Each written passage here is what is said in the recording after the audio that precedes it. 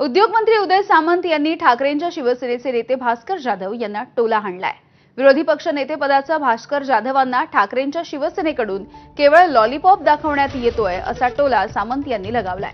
भास्कर जाधवांना महाविकास आघाडी विरोधी पक्षनेता करेल असं वाटत नाही असंही ते म्हणाले। याला भास्कर जाधव यांनी देखील प्रत्युत्तर दिलेलं आहे।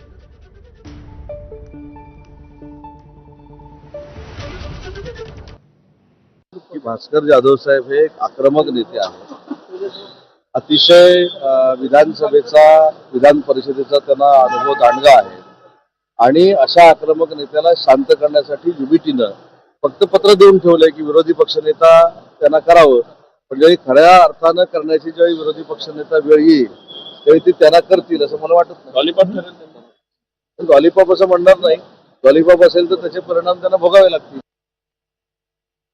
उदय सामंतांनी माझ्याबद्दल जर अशा पद्धतीचं एक सहानुभूती म्हणा किंवा आदराची भावना व्यक्त केली असेल तर मी आक्रमक आहे म्हणून मला देत नाहीत विरोधी पक्ष नेतेपद। अशा पद्धतीचे ते संकेत देतात, याच्यामध्ये निश्चितपणे माझा सन्मान आहे, माझा गौरव आहे की एवढ्या मोठ्या संख्येनं सत्ताधारी पक्षाकडे संख्याबळ असताना ते मला घाबरतात, हा माझा सन्मान आहे।